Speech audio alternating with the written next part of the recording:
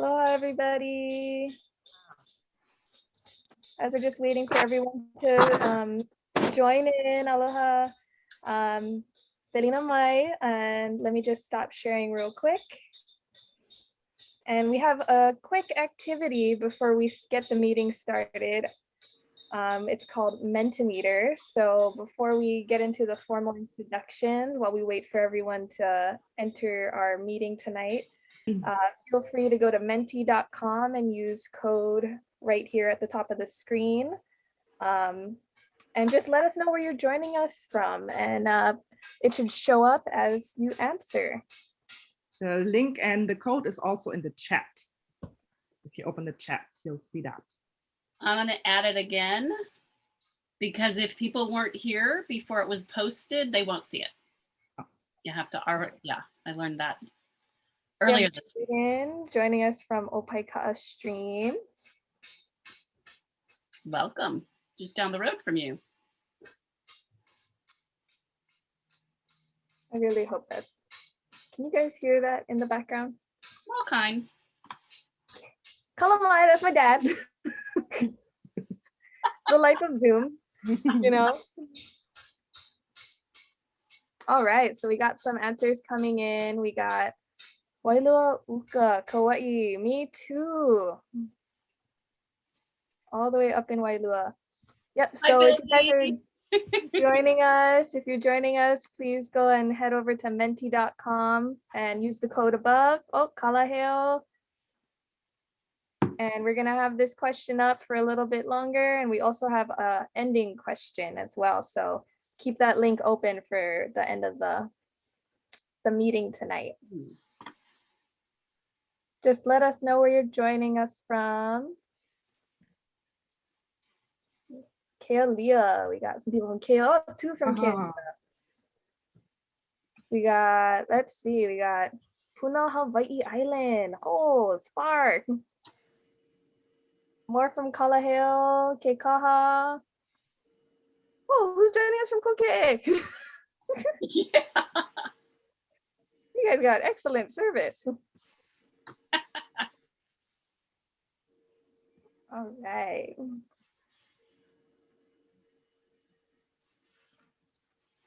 Oh, I from Kokeʻe. Mana from Japan.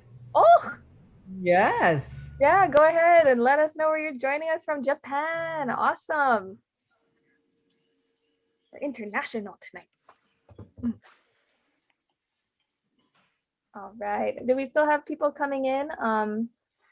Kim? No, I have not had to let any new people in as of just the first. Okay, excellent. Well, I'll give you a couple more seconds. 5, 4, 3. Oh, Hanamaulu, Lawai, 2, and oh, Kapa'a. All right. Oh, Anahola. That was me. Yes. All right. Well, it's super great to have everybody here today. Just because we are opening up, if you feel comfortable, please feel free to show your video so we can all see your lovely faces. And then as we move on, if you'd like to turn your video off, but just to we all get familiar with each other. If you're comfortable, please turn on your camera so we can say hi to each other. And Julia, I think we can be done with the Mettleimeter for now. Okay, sounds good. I'm going to stop sharing. All right, beautiful. Hi, Seiko, Louise, Shannon. There's Brian Awesome. Tucker. Hi, Brian. Aiden. Beautiful, beautiful to see all of your faces. And thank you for being here with us tonight. Yeah, welcome to our third installment of Forest Fridays. So this is an ongoing series for the rest of the year, hosted by Kauaʻi Forest Birds Recovery Project. Every month we talk about a different subject, and it's also in partnership with Kauaʻi Invasive Species Committee. So for those of you that don't know me already, I am Halen Chalk. I'm the KISC Outreach Coordinator here on Kauaʻi. Tonight I am joined by Kim Rogers, up in the corner right there. She is our Rapid Ohia Death Outreach Specialist. So if you have any ROD questions for Kauaʻi, she is your gal. We also are joined by Julia Dagman of the Kauai Forest Birds Recovery Project. Hello. Yeah, and so Julia and Kim will be fostering any questions that come in after each speaker. We also are going to have a Q&A at the end, so if we don't get to your question immediately after the speaker you wanted to ask, then you'll have another opportunity at the end. A couple housekeeping rules that we have are, please save your questions until the end of the presentation for each speaker, or you can raise your hand or drop it in the chat. If you'd like to ask the person directly, go ahead and raise your hand. And then for those joining us tonight, Kim will also be answering any questions that if you have technical difficulties, if you can't hear, just go ahead and drop that in the chat or directly message us. Also tonight, we are joined with a great panelist. We have Kahealani Hamakua of Kanu Ka Aina Charter School. We also have Natalia Tangalin. She is our KISC outreach or early detection botanist. When we also have Kumu Leināʻala Pavao Jardin from Halau Mokihana o Leināʻala. I'm very excited for all of you to be here tonight, and let's get it started. So our theme tonight is about connecting to the forest. How do you connect to the forest? And for me personally, I connect the most when I am up in Kokeʻe and I'm gathering. Whether it is gathering plum for plum season or lei with my hula sisters or my family, I find that when I'm out in the forest and I'm kiloing Aina and I'm out there and I'm really connecting and actively looking for something in my environment, that's when I really connect to place and I'm really able to become rooted in the activity that I'm doing, as well as with the people that I'm with. So if anyone has gone to go pick things to make lei, you know that you're quiet, you're looking for stuff, but you're also connecting to the people that you're with, right? So that is my personal connection. And a quote from Joseph Navahi talks about Aloha Aina being a magnetic force that pulls you completely in flush to your Aina. And when you can connect that, like Aloha Aina resonate with other Aloha Aina, you're completely in flush together. And that's a quote that really resonates with me and why I really connect in that way. I also have some slides that I'm going to open us up with. So I'm just going to go ahead and share my screen, and we're going to talk about the importance of gathering and gathering properly. Let's see. Before I start, our lovely panelists, would you like to aloha our beautiful group of people we have here tonight? You can unmute yourself whenever you'd like.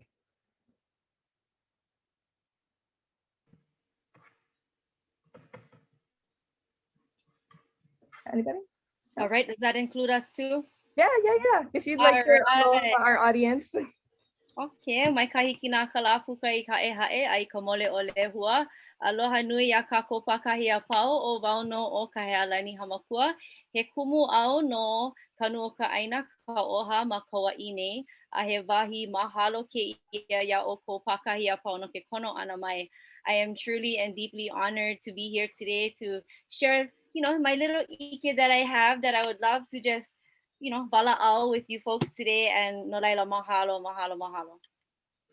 Excellent. Natalia, would you like to greet our lovely group of people joining us tonight? Sure. Hi, everybody. Thanks for being here. And Kumu. Aloha and Kumu Leināʻala Pavao Jardin. I am so excited and absolutely honored and humbled to be part of this conversation as we speak about something so important and sacred. I look forward to hearing all the mana'o that is shared today. Mahalo nui. All right, awesome. So I'm just gonna go ahead and share screen real quick.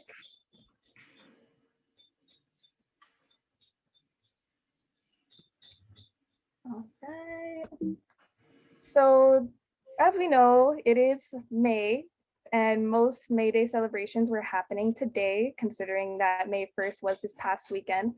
It is also graduation season, meaning a lot of people are going to be going to graduation ceremonies for college and high school.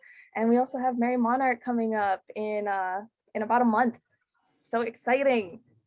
So for me personally, I really wanted to talk about the importance of gathering and going into the forest and doing it in a pono way.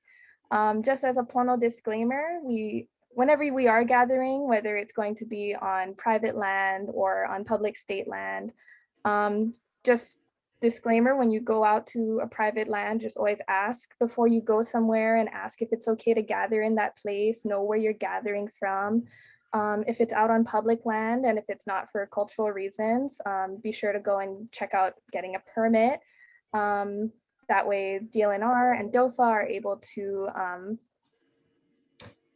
to go and like keep track of how many people are going out to gather and to do these activities. And if you have any questions about where to find those permitting and resources, Kim and Julia are going to drop those in the chat, so you can save that and bookmark it for whenever you decide to go holo holo at Mocha. And yeah, and we have just a beautiful, plentiful place, and we want to be able to protect that place, right?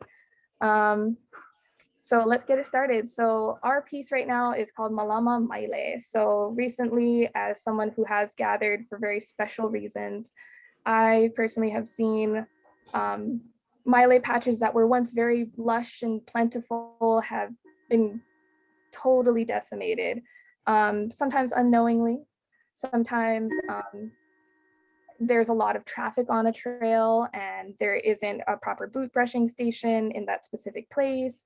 So we're going to talk about how to responsibly go and gather. So Maile is a woody vine. If you're unfamiliar with Maile, I'm sure most of you are. It's harvested and twined together to create a fragrant lei. May is typically a time where many people go to gather Maile.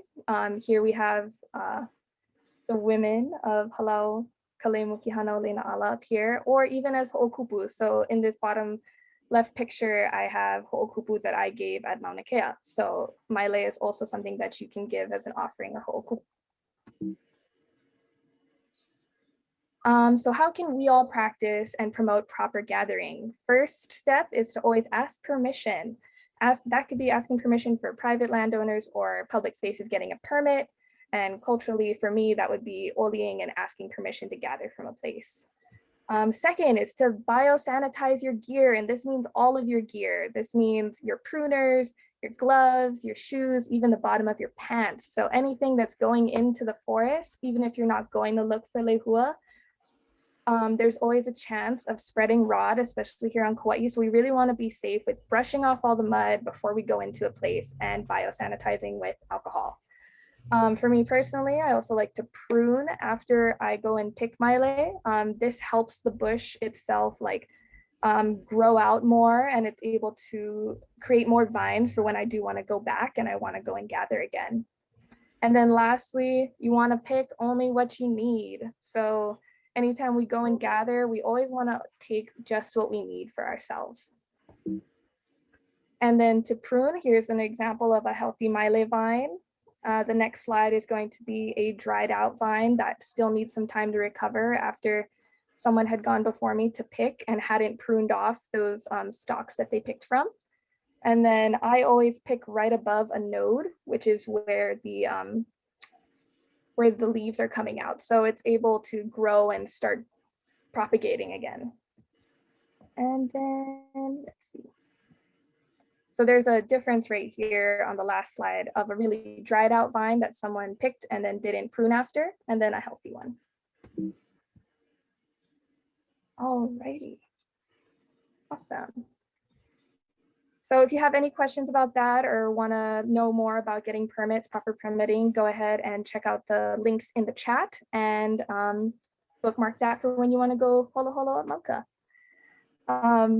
So let's get into the talk. You didn't come here to talk to me and listen to me talk about it. So let's talk to our panelists. I'm going to introduce Kahealani Hamakua from Kanu Ka Aina Charter School.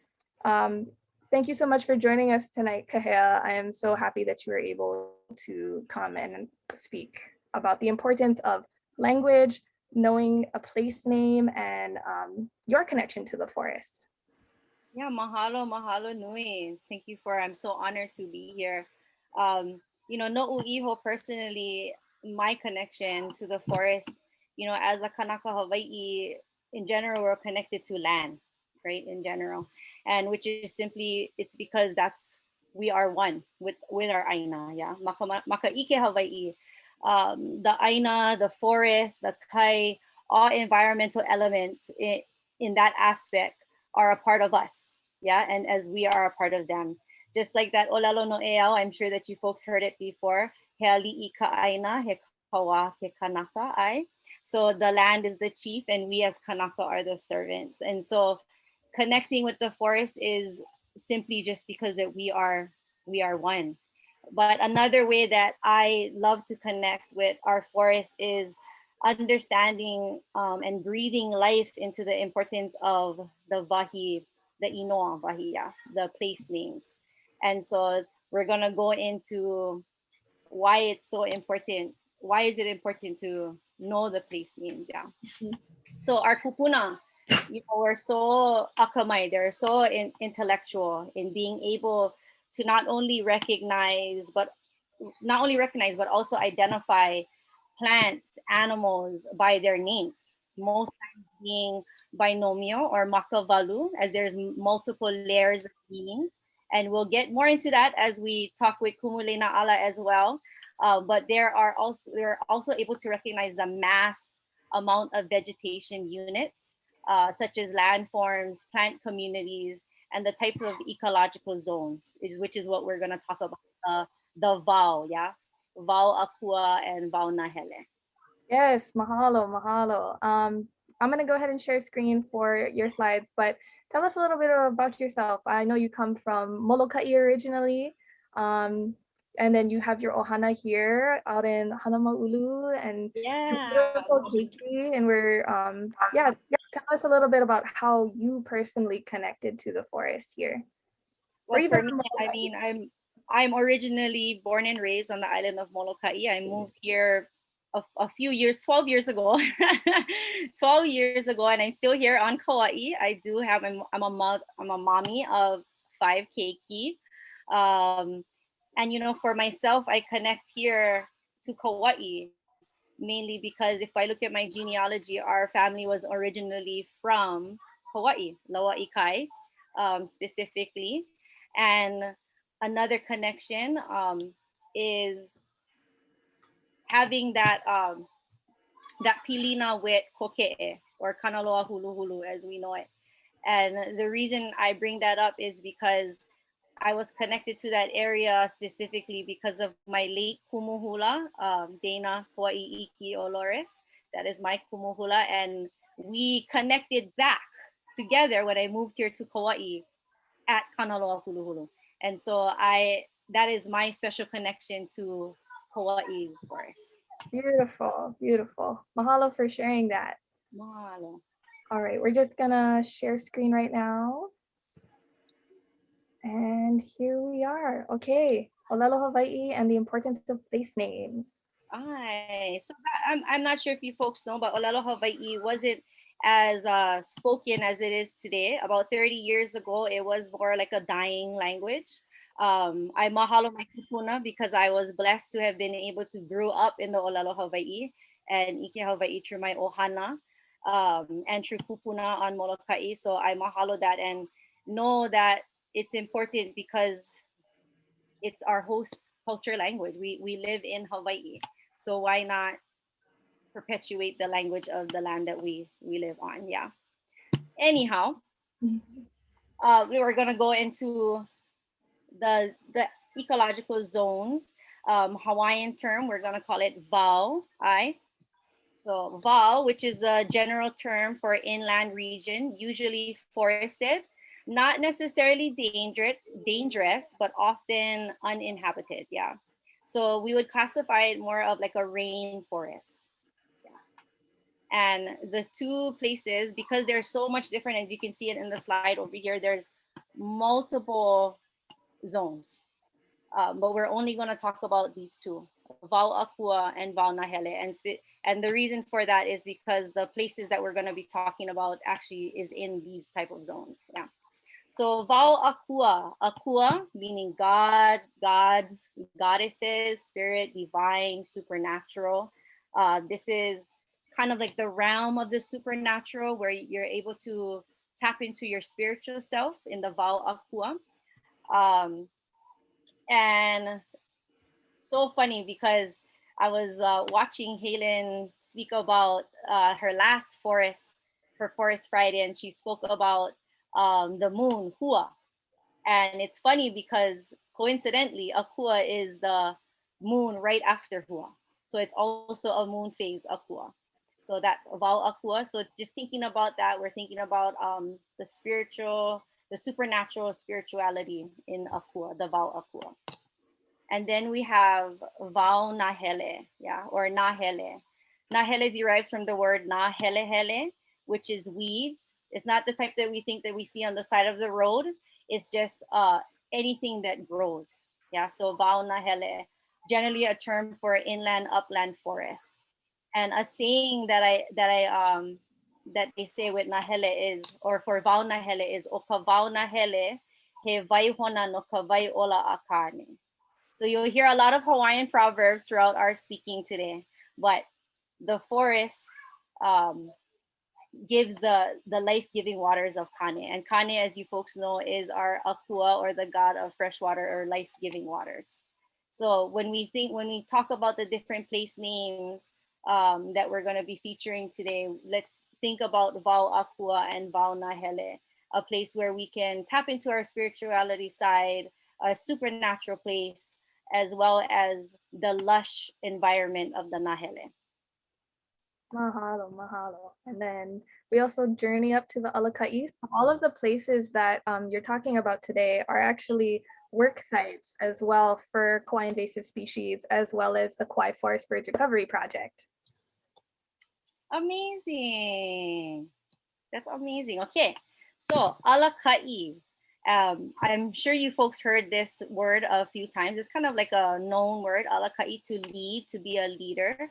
But if we break it up, right, we can see that ala could be path, could be a trail, a road, but it also can mean to be awake, to rise up as a generation as well. And then we have ka'i, right? Also to lead, direct, to lift up and carry, kind of same like ala, right? To rise. But it could also mean to pull weeds, as nahelehele. Amazing, right? It also means fishnet, or it could also mean the snare for a bird. So if we think about that, if we think about Alaka'i and the Vahi, and we're looking at the picture right now, is there manu up there? Where back in the olden days that our kupuna used to use that Vahi, that road, that ala, to maybe snare for a bird. You know, so those are things, the makavalu, the different layers of meanings of one name. So our kupuna were very intellectual, and they knew that names represent the certain what could be done over there, what could be seen over there. So when we think of Alaka'i, let's think of what are the animals, the plants, you know, what are those things that derive up there. It's very interesting that you said fishnet as well, or a net, because if you think about it, the swamp itself is almost like a basin at the top, and it catches all that water. Yeah. Yeah, and it was just great to hear that, you know, you hear Allah as road, and then this is why I picked that photo. It's a long stretching path. Yes, it is put in by man, but it is a long stretching path. And then to connect that to the birds as well, because I know that the Kauai forest birds do monitor birds up there as well. Our rare native birds. And then of course our Olelo no Eo, He hoa ka'ua no Alaka'i. The rain is a companion to Alaka'i. So I'm going to assume that it always rains up there, or there's abundance of water that comes from Alaka'i just by the inoa. All right, and then we have Kilohana. This one was interesting to me because prior to me speaking today, I didn't actually know there was a Kilohana peak. I knew that there was a Kilohana crater over here on Kauaʻi. So for me to have known that, I was like, wow, there's 2 Kilohana here on Kauaʻi. How significant is that?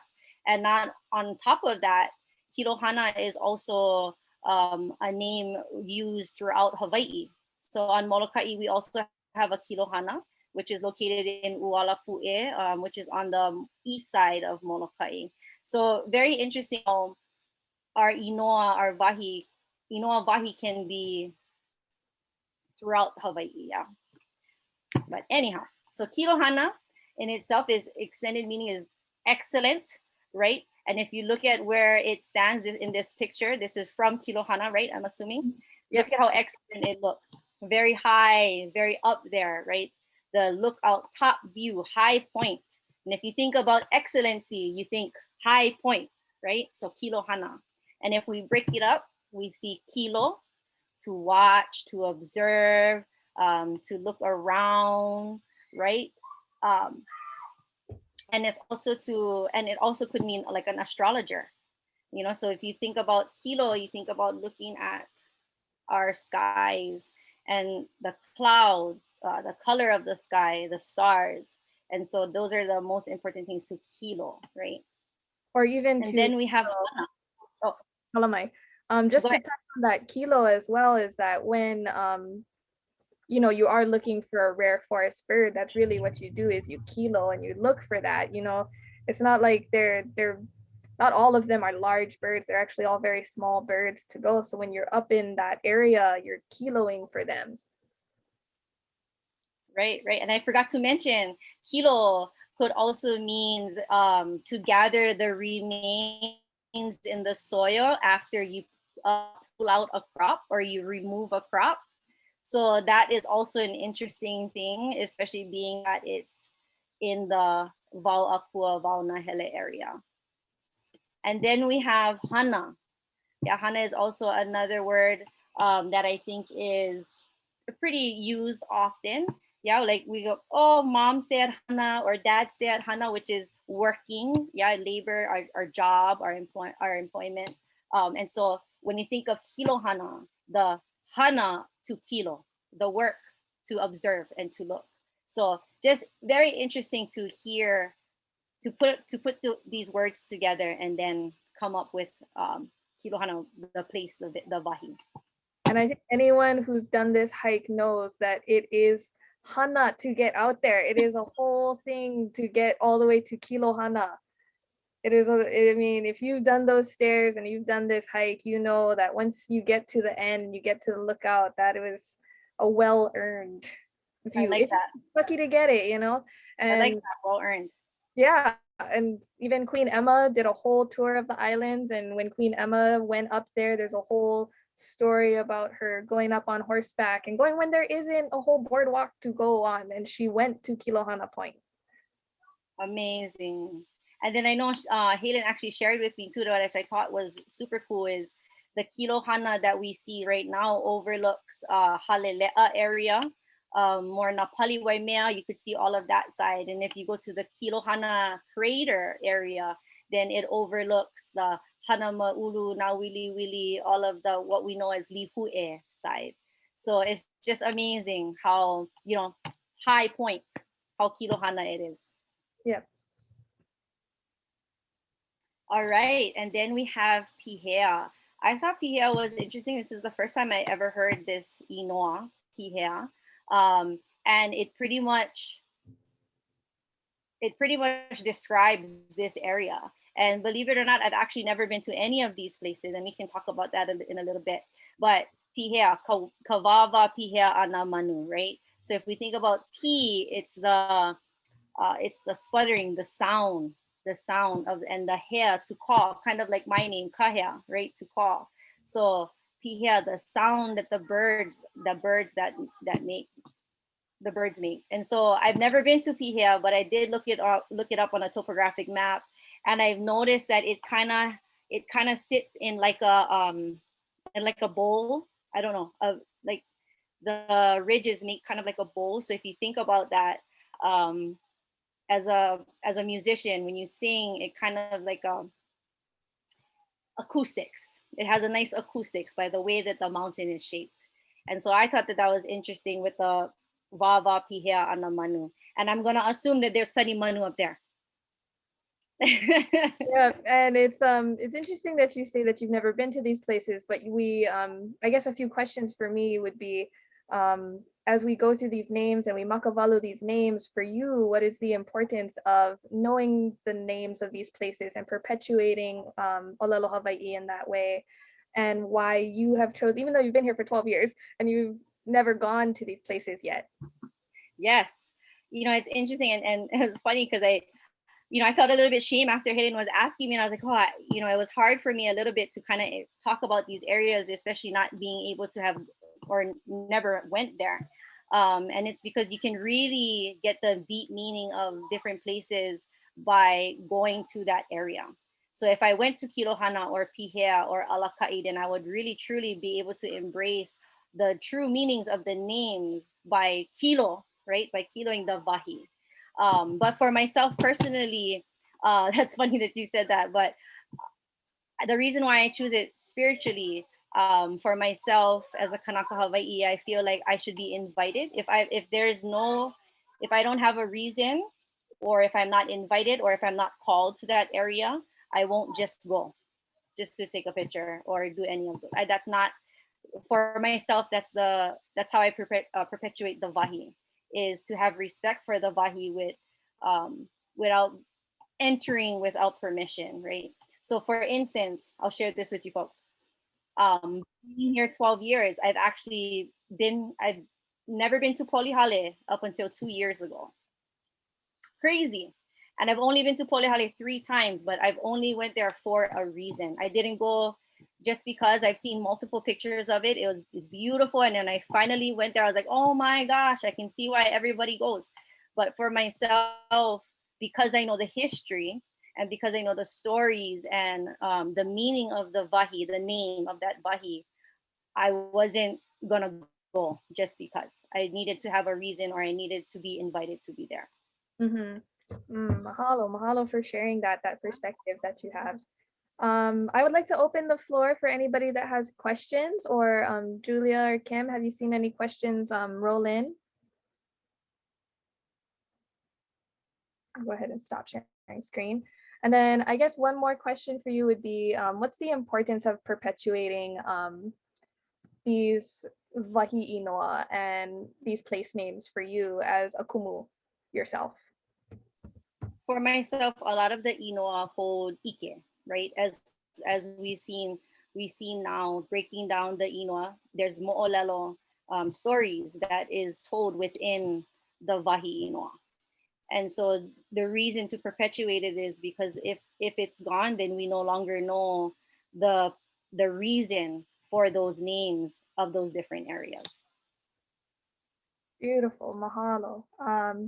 I guess if there's no other questions that have come in, I'll go ahead and move on. Oh, I'm sharing about Koke'e. No, Jeremiah, we are sharing all about Koke'e. Just stay tuned, and if you missed Kahea's section, this will be up on our respective Facebooks, and you can watch that section later on as well. So to move on, to keep time, I'm going to introduce Natalia Tangalin. She is joining us from the KISC office today. She is our early detection botanist. Natalia is born and raised on Kauaʻi. She has had experience in the conservation and botany field for the last 20 years. She's recently joined KISC, and she graduated from UH Manoa with a graduate certificate in endangered species management from Durrell Institute, and Mauritius Wildlife Fund is where she spent a couple of her years.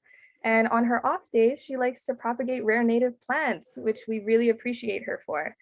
Aloha, Natalia, thank you for joining us today. Hi. All right. So I'm gonna share screen here real quick, and what I'm gonna do is I want to start. We're kind of in Kokeʻe and on the Alaka, so I'm going to start there, and I'm going to talk about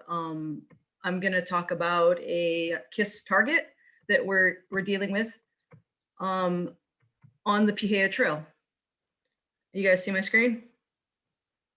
Yes, yes, we can. Great. Let me go from current slide.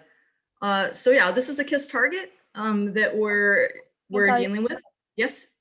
Oh, sorry, there was a bit of a lag, so now we can see it as the presentation. Okay. Oh, and it just went back. Okay, so this is a sedge that is an invasive sedge that is on the Pihea Trail, and it is a KISC target. And I'm sure everybody's kind of up to speed on invasive species and kind of where this is coming from. But this is something that you can see along the trail. It's being moved deeper into the Alaka. Right now, it's mostly on the Pihea Trail. There's been a few small patches on the trail that goes out to Kilohana Lookout on the Alaka Swamp Trail. It's got these sticky seeds that actually has like a mucous membrane that can stick to things a little better. And we recently worked with KISC, worked with Kokeʻe KRC, Kokeʻe Resource Conservation Program, to help eradicate this. I just went and surveyed it yesterday, and we've gone from about 350 plants to about 95. So pretty significant, pretty good. The thing with this is the seed bank lasts up to 10 years. So that's an issue. We have to keep going back. You can see the map here, and you might even be able to see the topography that the Kumu was talking about. And it is interesting. I've been on that trail, and sometimes tourists will be really far and they'll be talking kind of loud and boisterous. And it's interesting the way that sound carries. I also remember as a kid when there were still flocks of biibi and apapane left, especially with apapane, you could hear that wing clicking and that sound would carry. And that's not something you hear anymore, but I do remember it as a kid. So you can see the trail here, and it goes up Pihea, up to Pihea Vista and down, and then into the Alaka. So this is something we're very concerned about because at KISC, what we do is, and what's interesting, I'll go to the next one. I'll come back to this in a second, but this is our target here. But what's going on here is when you're out here, do I not have that slide there? I may not have it, but this is how you identify this one. It's got this pith area, and it's very spongy. If you touch it, it's soft, it collapses. There are other sedges on this trail. These are actually two natives that you see here. They're potential lookalikes. They can occur in the Alaka, but you can see that there are differences. They don't have that pithy. They have that little U. When you touch this one, it's going to feel hard. It's not going to feel like the other one did. Let me see if I have those slides. And I somehow don't. Sorry, guys. I did this super fast. Anyway, there are two other juncuses that are on the trail. And they have a different look to them. They don't have this pithiness, but I guess even when I'm out there, I'm seeing these other two weedy things that are also in the same genus. They're also juncus, and I'm wondering, well, why aren't we concerned about these? And what we do at KISC is we have a very detailed protocol. We go through and things are rated based on their characteristics. So we're going for these things that are incipients, but we're also looking at the things that don't behave well and don't play nicely, and the species that come in and they want to push the natives out. They want to take more resources and kind of take over. So this is why this one is of a concern to us. So just something, if you're out there and you see something that you think doesn't belong, especially with, practitioners, cultural practitioners who are really aware, you might not know exactly what you're looking at, but you know that it's something you haven't seen before. Take a picture if you can. Any kind of description you can give, things that you might notice that could disappear, potentially color, if it has a smell, but take some notes on that, take some pictures. If you can get a GPS point on your phone, that's great. If not, just describing the location and get that information to KISC. This is just showing kind of different things, leaf margins, different things that you can notice. And a lot of people that have a cultural background or working with plants or have a really good eye for plants. So I don't worry too much. This, I just wanted to share this. This is a native sedge that is along the Pihea Trail. It's a Luzula hawaiiensis. And part of how you recognize this, if you look at this picture here, you see all these like hairs, almost cobwebbiness coming off the leaves. That's how you recognize this one. This one is endemic, and it's kind of a really neat thing. And this is something that'll get pushed out by that juncus, which will form a mat and just kind of take over swampy areas.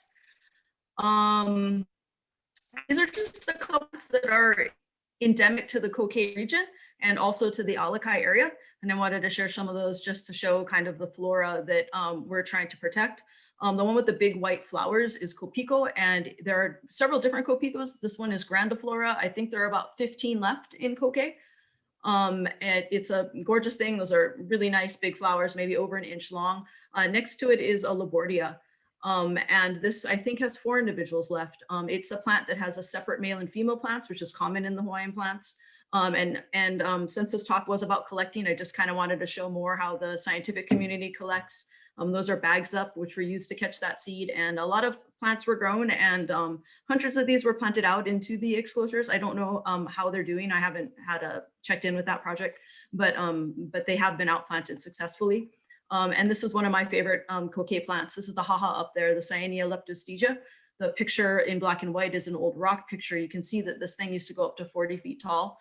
And this is something that within the last 5 years, you'll be able to see these things off Makaha Ridge Road when you're going down to Kumoʻela area.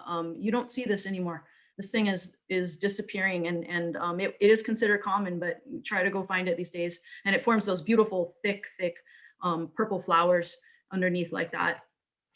This is a geranium. It's Kauai's native geranium, and it is in the bogs. This is something that rush could potentially crowd out. It's a little geranium. If you see here the fruit there, it's like a catapult. What it'll do is it'll catapult its seeds out.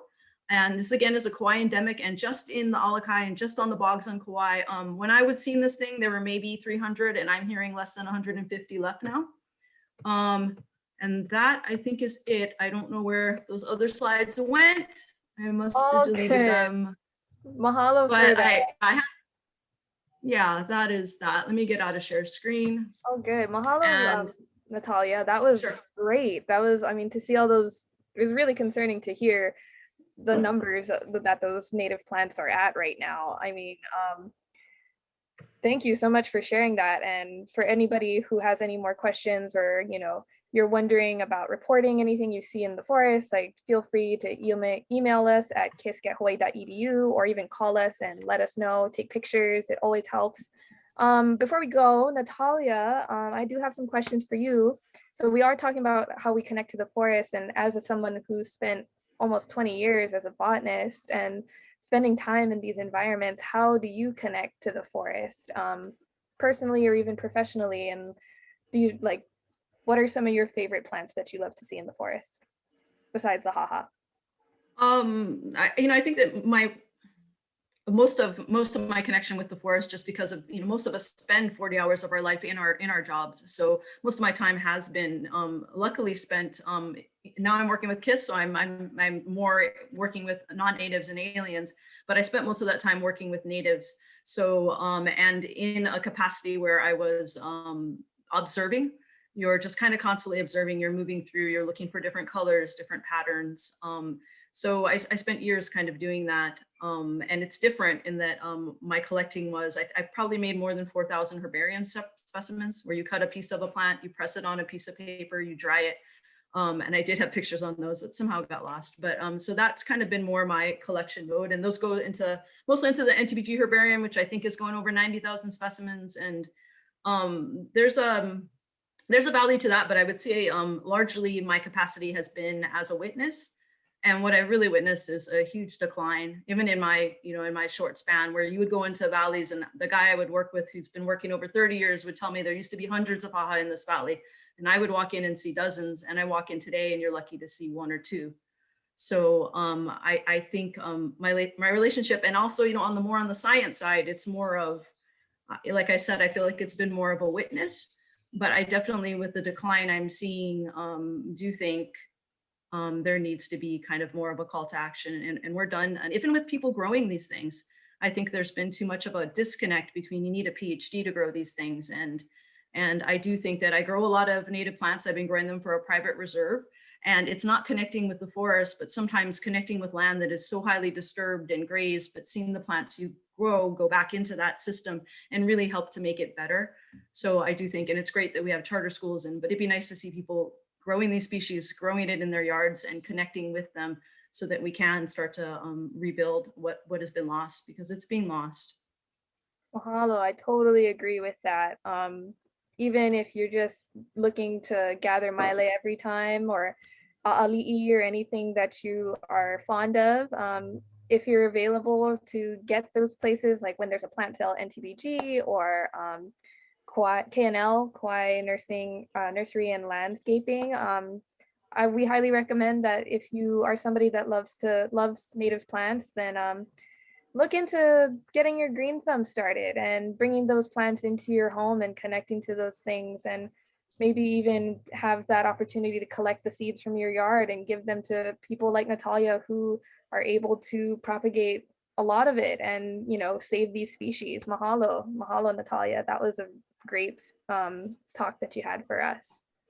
I actually have a follow-up question for Natalia. I was wondering if, Natalia, you know anything about the relationship between those native plants and the native birds? Because, you know, we know that they're all disappearing. Many of the species have already been lost. So do you know of the species you mentioned, if there's any special relationship with the native birds? Oh, definitely. Like with the haha, those are those big bellflowers, and there would have been a native honey creeper that would have pollinated those. And so whenever I've looked at it and I've tried to get seed off of that one, and a lot of times the fruits are half developed and you don't have a lot of viable seeds in there. And that probably is because the honey creeper that pollinated that haha is gone, or in such low numbers that it can't really be effective anymore.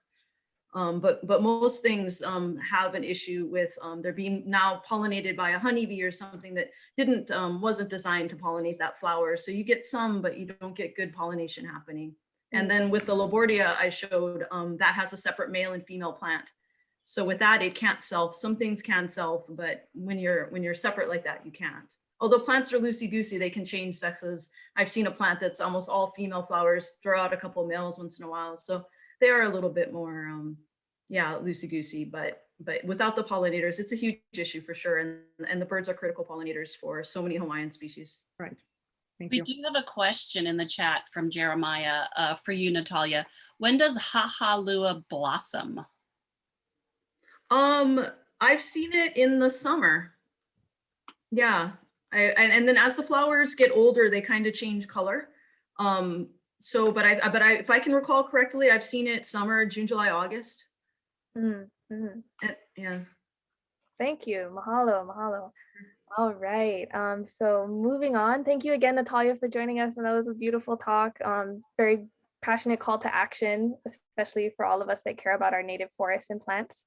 And lastly, but not leastly, I would love to introduce my kumu, Kumu Leināʻala Pavao Jardin of Halau Kale Mokihana o Leināʻala. She's joining us from Kalaheo today.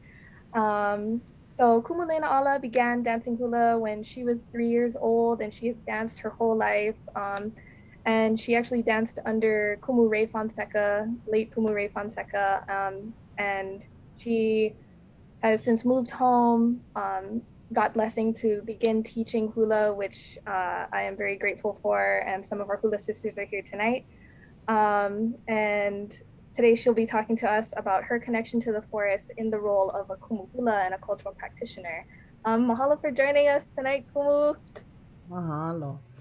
Nawa e ka mana ohi I po I nei vehi uka po hina kalu he ala e aku uki no e aku ulau e aku umu o ai ka wau kupu me ke ala Mokihana ho haue e ola ka ko I ka wau anu he aku he mai ola I ka wau. Aloha.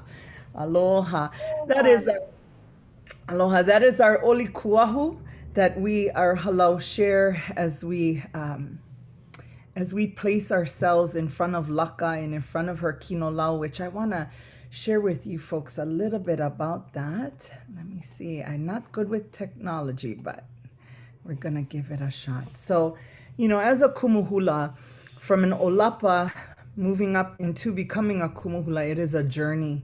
Much like the Ie, when I think about it, you know, the Ie is a kinolau of Laka, the goddess of hula, and much like the Ie, and olapa wraps itself around the kumu, and it just grows and grows and grows up and searches for light or searches for Ike.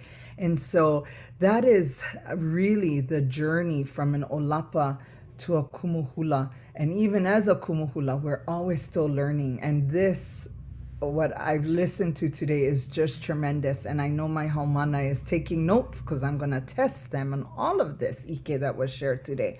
But you know, a kumu hula, a Hawaiian practitioner, and olapa, the pilina, the relationship between us and the forest people, as my friend Kekuhi likes to call it, is a very special pilina because we are an extension.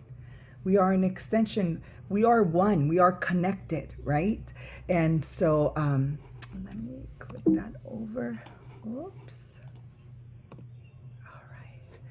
So I want to share with you several kinolau. Kinolau is the of course, Laka is our deity, our goddess of hula, and we honor her in all that we do. And when we think of her kinolau, or of her earthly form in which she presents herself, we think of the ohi'alehua, which is so beloved, which we need to nurture, which we need to be very careful in all that we do with our lehua right now, yeah. We think of the Ie, which I talked about a little while ago, the Ie, how it wraps itself around the kumu and searches for knowledge or searches for wisdom and Ike. We think about the Maile. For us here on Kauaʻi, the Maile Lauli'i, the small-leafed Maile. We think about the Palapalai. We use that very, very often, the Maile and the Palapalai.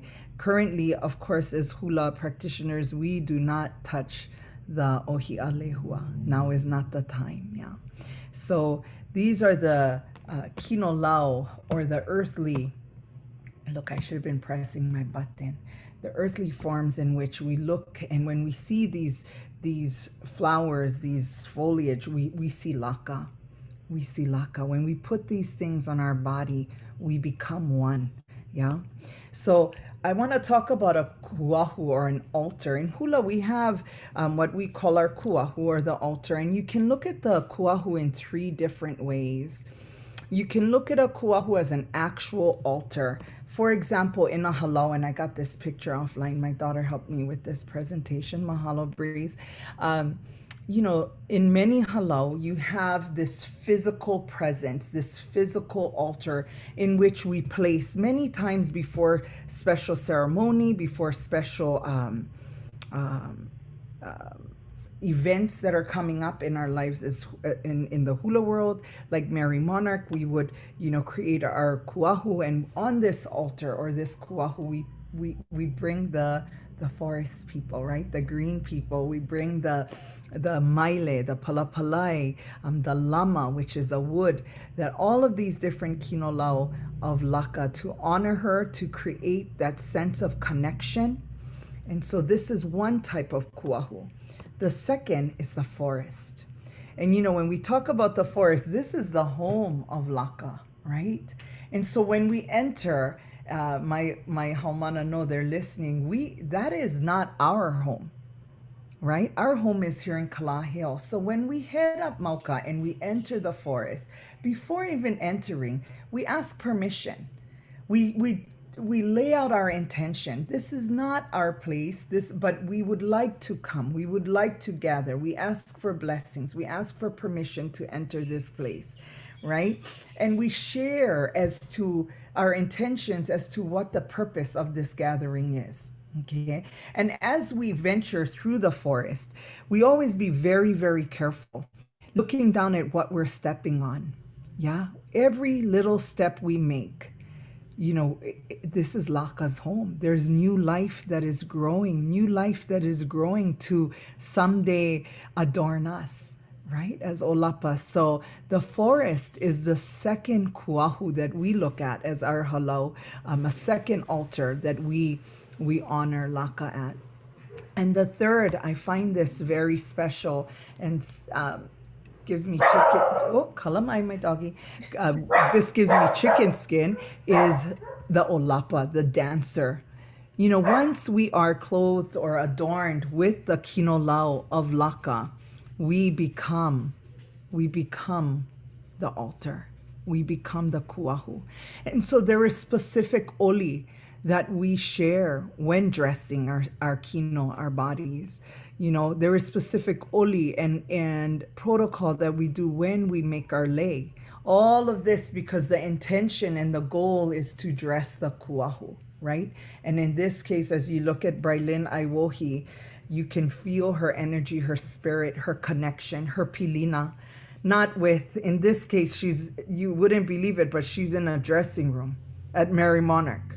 But had I not told you that, you might have thought she was up in Kokeʻe, because her focus, her connection is not in the dressing room. She has now been adorned with Laka. She is now an extension, a message, a storyteller, right? So she's out of her body, of her physical being. She is manifesting all of what she has to do, her job, her story, her mele that she has to share. Let me see here. My screen's not going. Oh, Alana, my screen is Try, stuck. oh, there. Oh. Yeah. So, you know, I have such a deep connection, and most hula dancers and all kumu hula, of course, due to the forest. But here, I want to share as well, this is a very special time for us. We spend much time up in Kokeʻe here on Kauaʻi, but this is on the big island at Kalopa. This is where my kumu lays at rest. And so for me, this is part of our protocol. This is part of our journey each year as we go to Mary Monarch, or even whenever I visit the Big Island, I try to get up to visit him and to be in that ambiance of Laka, and that ambiance of hula, to smell, to feel, to touch, to be just embraced by all of that is so, so important and so sacred. These are me with some of my alaka'i at there at Kalopa. But the connection is really intense. Our Halau celebrates 25 years this year. And I know that's crazy, right? I'm not even 25 years old. But anyway, we're celebrating 25 years, and we really have this new determination to become better Aina warriors, to become more educated, to learn as much as we can so that we can share to the next generation. And for a long time in the hula world, much of what you knew was kept secret in your own school or your own halau. But now it's different. Now I feel like to share and to learn is so important, because what we're talking about today would not be of any use if we don't share it with our keiki and the next generation, right? And so I think this is so important, that what we do here today will have such a huge impact on our keiki and the future of our forests, the future of our uplands, and these very, very special wahi.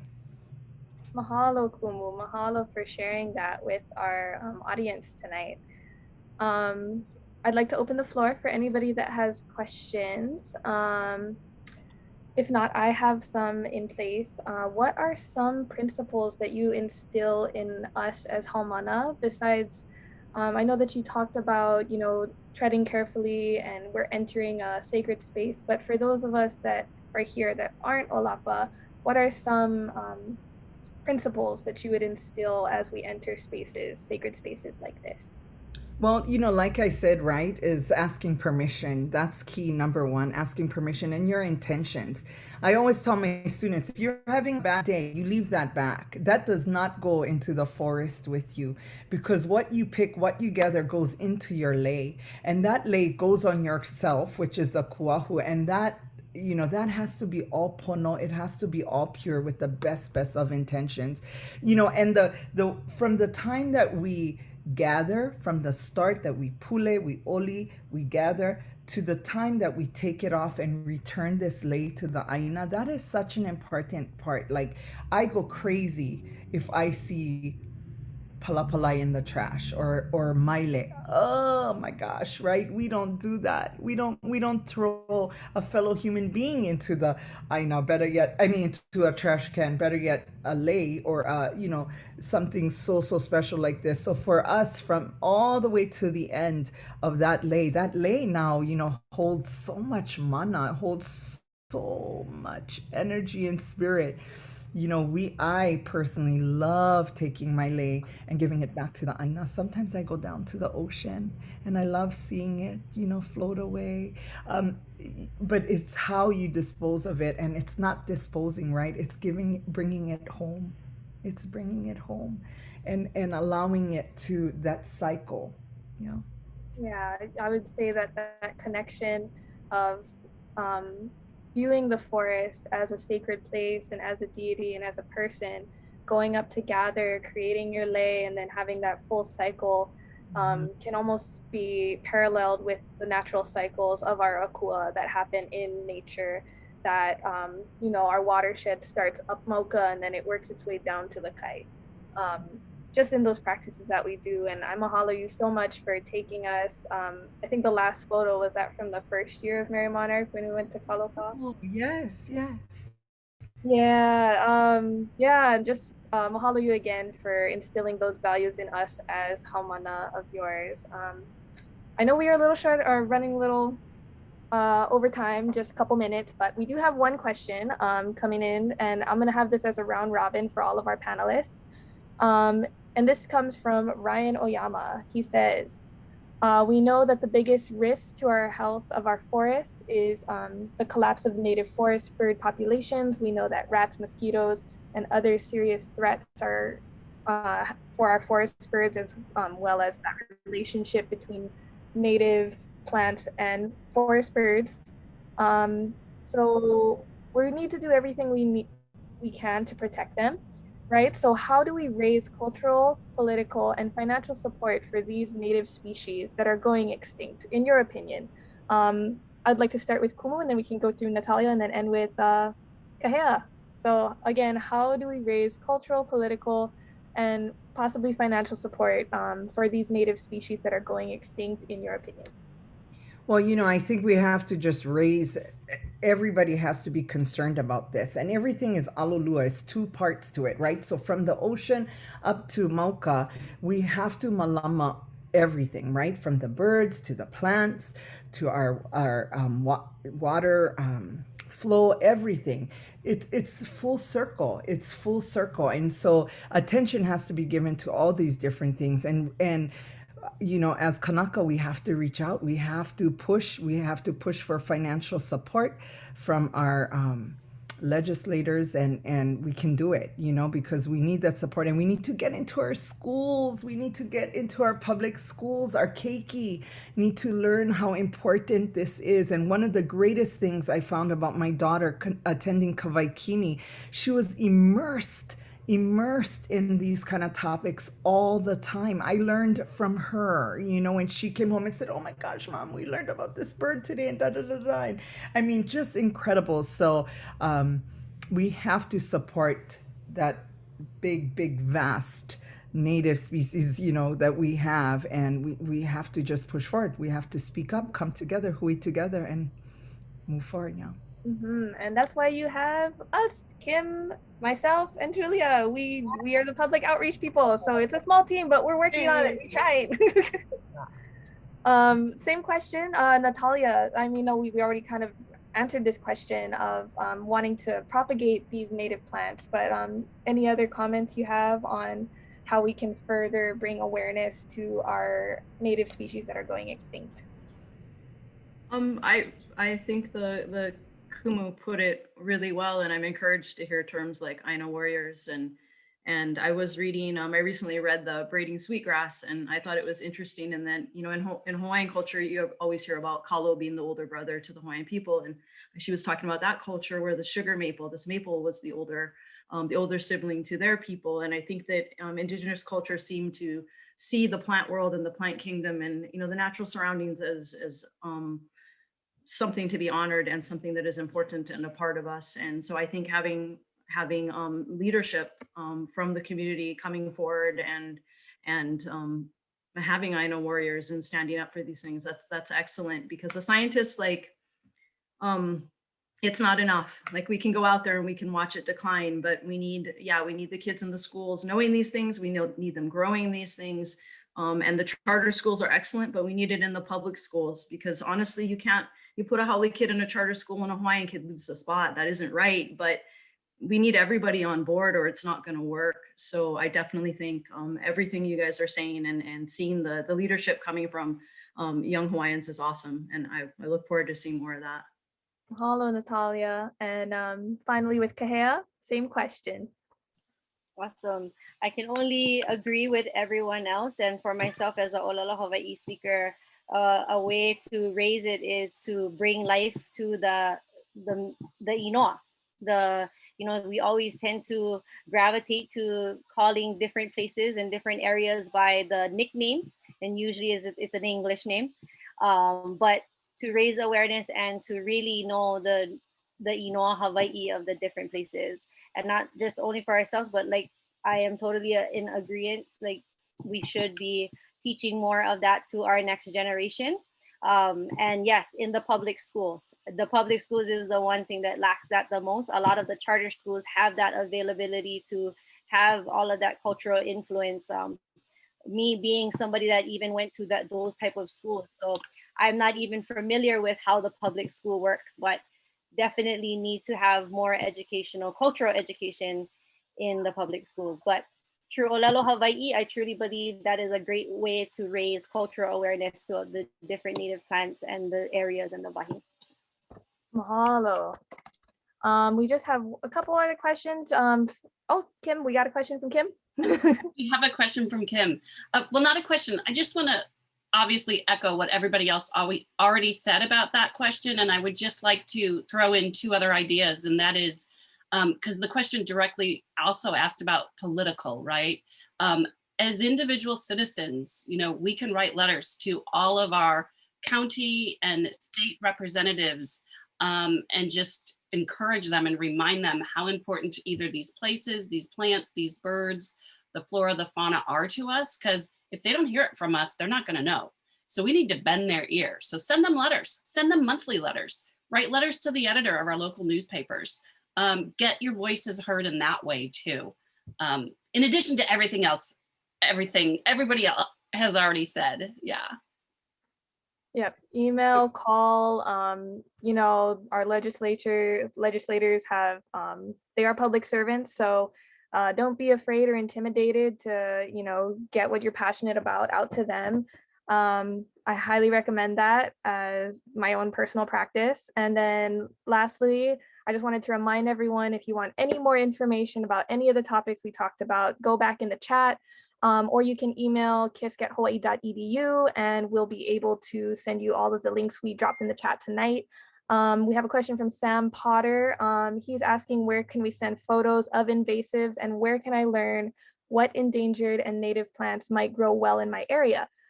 So go ahead and email me, kisc@hawaii.edu, if you have any suspect plants, and we'll send that over to Natalia and she'll be able to identify them. We'll get back to you. And then as far as learning about what endangered plants are good for your area, I would recommend going to one of our Pono partners. Plant Pono is a program where there are nurseries on the island that actually grow native plants and sell native plants, and they can answer all of your specific questions. So if you go on the KISC website, we have a list of all of our Plant Pono partners as well. And lastly, Julie, I see your hand up. Yes, I just wanted to say this was amazing. Thank you so much. This was really great. I learned a lot. And I heard a lot about educating the kids. And I think this is the way to go about, really any problems we have. So what I did is I dropped in the chat box, the Kauai Forest Bird Recovery Project has developed lesson plans that are available for free about forest birds, not only on Kauai, but everywhere in Hawaii. And you can just go there. It's in the chat. Go to the KauaiForestBirds.org Facebook page and you can use them and educate your kids at home or wherever you want to educate them. Yes. Mahalo. I know we are running a little bit over time. Mahalo, everybody, for joining us. We do have one last activity. It's an interactive activity. It's called Mettleimeter, and it's just going to ask you how you connect to the forest. So Julia, if you could share screen, we're just going to share that.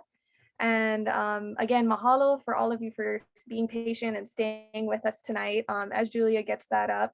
If you have any further questions, feel free to forward those to kisc@hawaii.edu. And if you missed anything or you came in late tonight, this video, this live recording will be up on all of our respective Facebooks, so you can watch it later, send it to your friends, save it for a presentation. And yeah, so if you just head over to menti.com, the link is in the chat, and you can go ahead and write something about how you connect to the forest, and we would love to see that.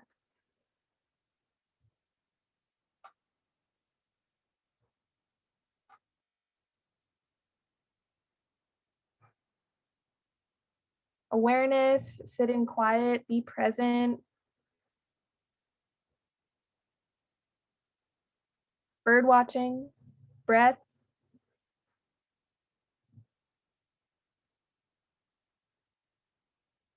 Ooh, here we are, birding, hiking, finding peace, mo'olelo, mele, togetherness, being present, finding peace, plants, kilo, especially, serenity.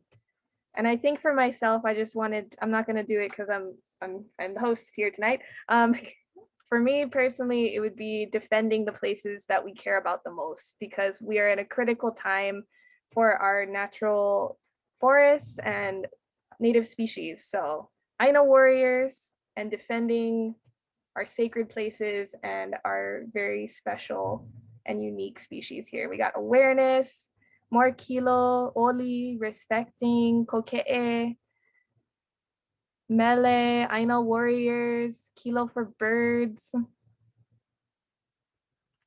Beautiful, beautiful to see. Again, mahalo everybody for joining us today. And if you have any questions, need any links to anything, we'll be posting that. Or if you want to email me directly as well. Julia is also the outreach for Kauaʻi Forest Birds Recovery Project, and Kim Rogers is our outreach for Rapidohia Death for KISC. So I would just suggest everybody unmute yourself right now and give a big round of applause to our panelists. You guys did such a great job today. I'm grateful for all the work and effort. Panelists, we love you. Thank you for joining us. Mahalo. Mahalo. Mahalo. Mahalo. We'll see you next month. Bye. Happy Mother's Day. Happy Mother's Day. Happy Mother's Day. Bye. Sammy, Kumu. And See you stay next tuned month. for next month. Aloha. Aloha. Julia and Hannah, let's stay on. Yep.